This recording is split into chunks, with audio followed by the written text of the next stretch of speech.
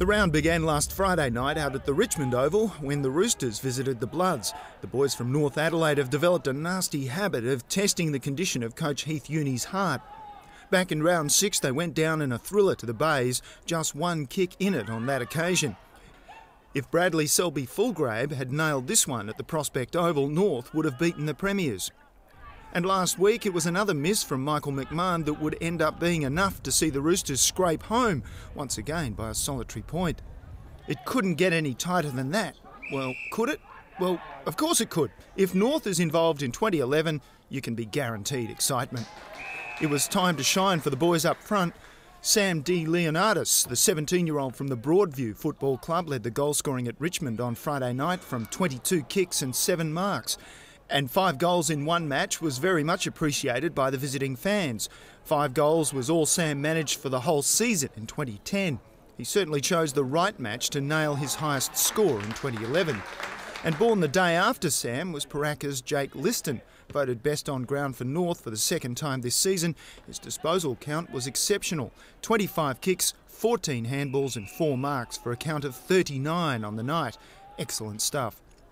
For the Bloods, it was Simon Wong scoring goals, Scotch College's loss, West Adelaide's gain, because Simon booted 4 to double his tally for the season. His 13 kicks and 9 handballs giving West the edge at the final break.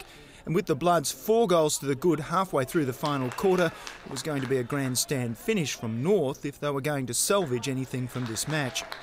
But a grandstand finish we got. The perseverance of Andrew Clark from the Walkerville Football Club and Mitchell Tiller from the Goodwood Saints, as they fed Sam De Leonardis, would bring North right back into the fight. Jonathan Birkin from the Golden Grove Football Club scored one of his 3 goals when it mattered most, bringing the Roosters back on level terms with just 2 minutes remaining in the match. In the end, the Siren would be the only winner at Prospect.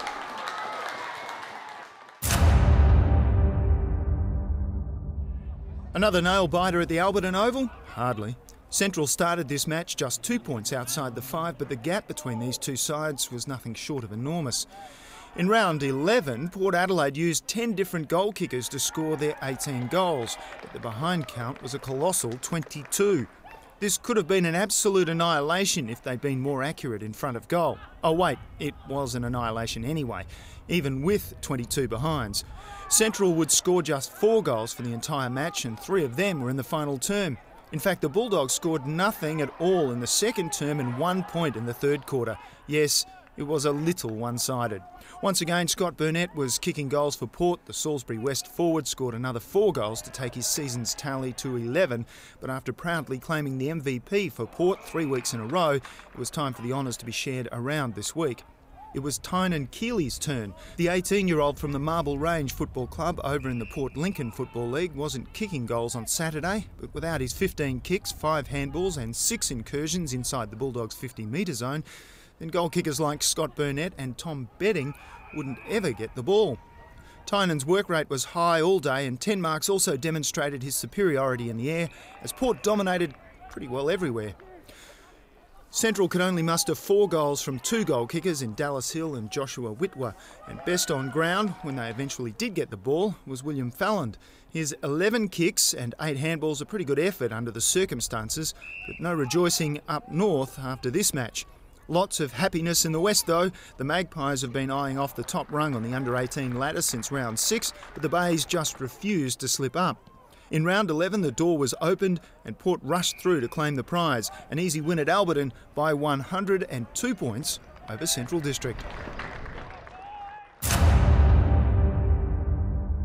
The Tigers came to the parade in top spot, where they'd been sitting comfortably since round 6. It was going to take a huge effort to dislodge them, and would have to come from a team with courage and ambition. Enter Norwood. Beaten by the Bays to the tune of 51 points at Brighton Road in April, this match should have been a mere formality for Glenelg, or at the very least a close contest. Wrong on both counts. Glenelg will blame the national championships, but in truth they have only 5 players out of the squad on state duty, whereas Norwood has 8 players in the South Australian squad. Whatever the excuses, let's take nothing away from the Redlegs. They were excellent on Saturday and well deserved this win, but it's fair to say that no one would have predicted the margin.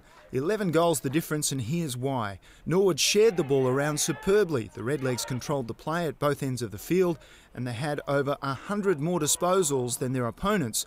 Not only that, but their 15 goals were also shared between 10 players. This really was a team effort. Alex Mackay was voted best for Norwood. There were 6 players with kicks in double figures in this match, and Alex led the count with 18 for the day.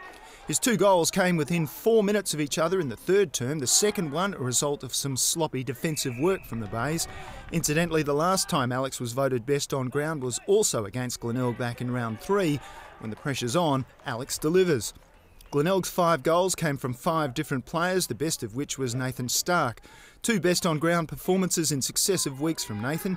He would have found last week's a bit easier to celebrate after that 74-point drubbing of South. But despite his best efforts this week, his goal in the third quarter not nearly enough to save the Tigers. After just their second loss of the season, Glenelg will be looking forward to the end of the National Championships and college football to get their season back on track. But in round 11 it was Norwood by 68 points over Glenelg.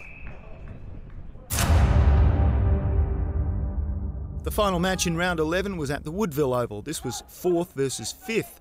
Only 2 points separated these two teams at the start of play. Another close and tense battle loomed. Well, once again, wrong. Perhaps the planets weren't quite aligned, perhaps it was the long weekend. It's anyone's guess really why yet another potential thriller turned out to be a walkover. This time it was Sturt destroying the Eagles. The margin? A massive 12 goals. And far from a thriller, this one was all over at quarter time. Sturt was nearly 7 goals up at the first break, and Woodville West Torrens hadn't scored at all. Not a goal, not a point, no, nothing at all. The second quarter was a marked improvement. The Eagles scored 1 goal, 2 to be just 53 points behind. Ouch. Enough of the Eagles, this match was all about Sturt. Sturt had more goal kickers than any other team in the competition in round 11. 12 players shared the goals, and one of them was Will Painter. Son of Sturt legend John Painter, Will has a little way to go yet to emulate his father's achievements. 4-time Sturt club champion, but he's certainly making a good start to his career. He's already been voted best on ground 3 times this year, and he'll most likely be looking at a call up to the reserves in the coming weeks. Will got this week's Macca's Cup MVP award too. All we have to do now is keep him in South Australia. Brother Sebastian has already absconded to Sydney playing for North Shore. Let's hope we can hang on to Will for at least a little while longer. Mitch Curnow also banged through a goal deep in the final quarter, and Adam Shearwood booted 4 to lead the goal kickers for the match. Best for the Eagles was Luke Dunstan, the South Clare star who made a name for himself by scoring 100 goals in just 14 matches in 2009. And he was only 14 when he did it. Just 1 goal this week for Luke, 1 of 5 for the Eagles all day. In a game they'd rather forget, the Eagles went down to Sturt by a hefty 82 points to wrap up round 11.